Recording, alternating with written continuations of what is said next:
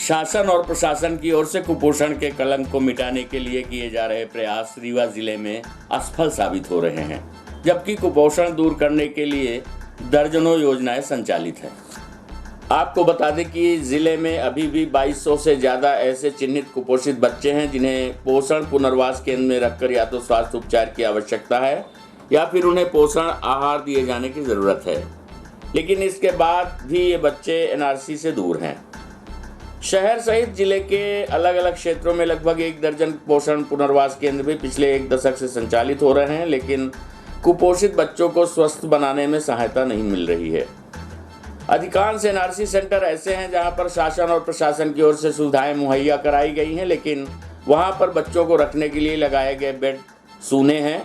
इन सेंटरों में यदाकदा स्थिति में बच्चे पहुंच रहे हैं। हालांकि जिम्मेदारों के द्वारा पोषण केंद्रों तक बच्चों को पहुंचाने का प्रयास किया जाता है, लेकिन उनके परिजनों की ओर से आनाकानी कर उन्हें रोक दिया जाता है, जिसकी वजह से उनके प्रयास अधूरे रह जाते हैं। रीवा जिले के अलग अलग क्षेत्रों में कुल 15 पोषण केंद्र संचालित हो रहे हैं, जिन्हें मिलाकर 220 बेड की व्यवस्था की गई है, जबकि वर्तमान में यहां पर आधा सैकड़ा बच्चों को रखा गया है और बचे हुए सभी बेड खाली पड़े हुए हैं।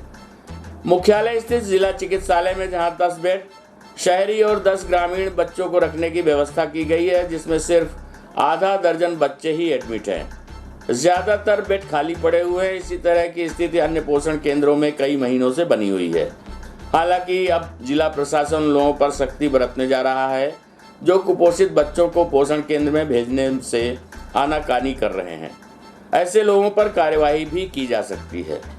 प्रस्तुत है आशीष द्विवेदी, सहायक संचालक महिला एवं बाल विकास, रीवा से प्राप्त जानकारी के अंश। ग्रामीणों में सबसे ज़्यादा बच्चों का ये माना जा रहा है, क्या है? देखिए, हमारा महिला बाल विकास मूल रूप से कुपोषण को हटाने पर काम करता है और हम हर महीने 10 तारीख से लेकर 20 तारीख के बीच में बच्चों का वज़न लेते हैं और हाइट और वज़न के आधार पर ये चिन्हांकित करते हैं कि कौन सा बच्चा स्वस्थ बच्चा है, कौन सा बच्चा मध्यम कुपोषित बच्चा है और कौन सा बच्चा गंभीर कुपोषित बच्चा है। ये हर महीने 10 से 20 तारीख के बीच की प्रक्रिया है। जब भी हमें कोई गंभीर कुपोषित बच्चा या मध्यम कुपोषित बच्चा मिलता है तो हम हमारा जो पोर्टल है विभाग का, जिसको हम मुख्यमंत्री बाल आरोग्य संवर्धन कार्यक्रम भी कहते हैं, उस पोर्टल पर एंट्री की जाती है। अब मान लीजिए कोई एक कुपोषित बच्चा मिल गया हमको, तो उसमें हम सबसे पहले तो पता लगाते हैं कि कुपोषण का कारण क्या है। बेसिकली क्या कहीं किसी क्लिनिकल प्रॉब्लम की वजह से तो बच्चा कुपोषित नहीं हुआ है, या फिर सामान्य उसको भोजन की उपलब्धता नहीं है उसकी वजह से कुपोषित तो नहीं हुआ है। तो हम उसके भूख की जांच करते हैं। भूख की जांच करने में स्वास्थ्य विभाग हमारा सहयोग करता है, माने एएनएम और हमारा महिला बाल विकास का जो टीम रहती है, उससे हम जांच करते हैं। अगर उस बच्चे को कोई क्लिनिकल प्रॉब्लम है, ठीक है, कोई मेडिकल इशू है, तब फिर हम उस बच्चे को एनआरसी रेफ़र करते हैं, एनआरसी में भेजा जाता है। एनआरसी में भेजा जाना जो है महिला बाल विकास और स्वास्थ्य विभाग की संयुक्त जिम्मेदारी रहती है।